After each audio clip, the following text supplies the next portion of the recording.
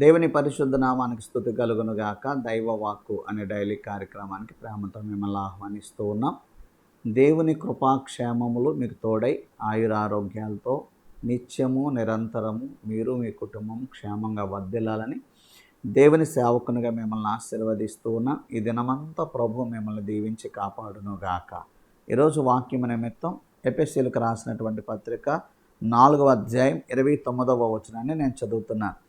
వినువారికి మేలు కలుగునట్లు అవసరమును బట్టి క్షేమాభివృద్ధికరమైన అనుకూల వచనమే పలుకుడి కానీ దుర్భాష ఏదైనాను మీ నోట రానియకుడి. ఆమేన్. వినువారికి మేలు కలుగునట్లుగా అవసరాన్ని బట్టి క్షేమాభివృద్ధికరమైన మాటలు మాట్లాడాలంటే, అనుకూల వచనం మాట్లాడాలంట, దుర్భాషలు మాట్లాడకూడదంట. చాలామంది మనం చూస్తూ ఉంటాం, కఠినంగా మాట్లాడుతూ ఉంటారు, కఠినంగా మాట్లాడి ఇతరుల్ని బాధిస్తూ ఉంటారు, గాయపరుస్తూ ఉంటారు. చాలామంది హృదయాల్లో ఇతరులు పలికిన మాటలు గుండెల్లో గాయాలై రక్తం కారుతూ ఉంటుంది అన్నమాట. కత్తి పెట్టి పొడరు.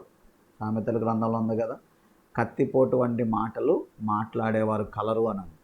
కత్తి పెట్టి వాళ్ళు పొడవరు, కానీ ఆ మాటలే కత్తిలా పొడుచుకుంటాయి అన్నమాట. చాలా గుండెల్లో గాయాలు అయిపోతాయి.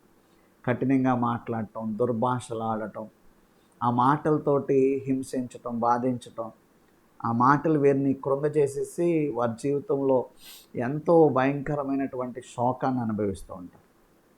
కానీ మనం మాట్లాడే మాటలంట క్షేమాభివృద్ధికరమైన అనుకూలమైన మాటలు మాట్లాడాలంట. ఒక మాట మాట్లాడితే ఆ వినే వ్యక్తికి ఆ మాట ఎంతో ఎంకరేజ్మెంట్గా, ఆ మాట ఎంతో ఆశీర్వాదకరంగా, ఆ మాటను బట్టి ఆ బిడ్డ ఎంతో క్షేమాన్ని అనుభవించేవాడుగా ఉండాలి. ఇప్పుడు చూడండి, ఒక వ్యక్తిని చూసి నీ పని అయిపోయిందని ఇంకా అయిపోయావు నువ్వు అన్నావు అనుకోండి, ఎంతో కలత చెందుతాడు. కలత చెంది ఇక భయంతో బ్రతుకుతాడు. అదే మన నోటంట క్షేమకరమైన ఒక మాట, ఒరే నీకేం భయం లేదు, ధైర్యంగా ఉండు, ప్రభు నీకు సహాయం చేస్తాడని పలుకామనుకోండి, ఆ మాటను బట్టి ఆ బిడ్డ ఎంతో ధైర్యం తెచ్చుకుంటాడు.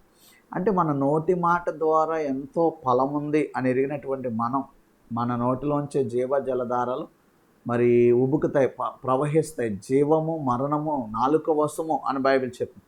కాబట్టి మనము క్షేమకరమైనటువంటి మాటలు మాట్లాడాలి. క్షేమాన్ని కలిగించే క్షేమాభివృద్ధికరమైన మాటలు, అనుకూల వచనాలు పలకాలంట. దుర్భాషలు ఆడకూడదంట. మేలుకరమైన మాటలు మాట్లాడాలి. ఇతరులు మనం దీవించాలి, ఇతరులు మనం ఆశీర్వదించాలి. చాలామంది చూడండి, కుటుంబంలో కూడా ఇలాగే మాట్లాడతారండి. భర్తను బాధించే మాటలు మాట్లాడేవాళ్ళు, భార్యను కఠినంగా మాట్లాడేవాళ్ళు, పిల్లల్ని శపిస్తూ మాట్లాడేవాళ్ళు ఎందరినో మనం చూస్తూ ఉంటాం.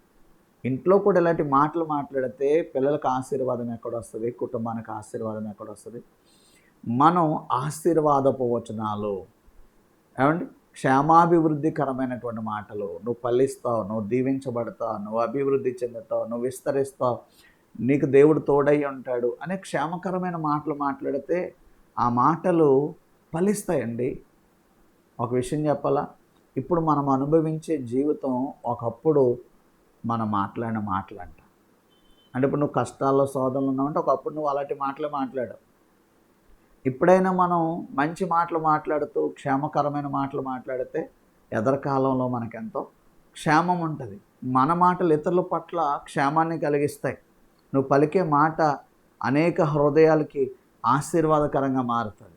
కాబట్టి మన మాటలు క్షేమకరమైన, క్షేమాధారమైన మాటలుగా ఉండడానికి మనం ప్రయత్నం చేద్దాం. మంచి మాటలు మాట్లాడటానికి ప్రయత్నం చేద్దాం. ఎప్పుడు కూడా దుర్భాషలు మాట్లాడకుండా, చెడ్డ మాటలు మాట్లాడకుండా మంచి మాటలతో ప్రతి వ్యక్తిని మనం ప్రోత్సహిద్దాం. కృంగిన వారికి ఆదరణ కలిగినట్లుగా, ఏమండి, గుండెలో ఆదరణ చెడిపోయిన వారికి ధైర్యం కలిగినట్లుగా, బలహీనులకు ఎంతో ఆదరణ కలిగినట్లుగా మనం మాట్లాడితే వారి జీవితం కట్టబడుతుంది. తద్వారా నీవు కూడా ఆశీర్వదించబడతావు. దేవుడు నీ నోట మంచి మాటలు, క్షేమాధారమైన మాటలు పలికించును గాక. ఆమె తండ్రి, కుమార, పరిశుద్ధాత్మ త్రియేక దేవుని కృప నిరంతరము ఈ వాక్యాలు వినుచున్న ప్రతి ఒక్కరికి తోడై దీవించి ఆశీర్వదించును గాక. ఆమెన్. God bless you.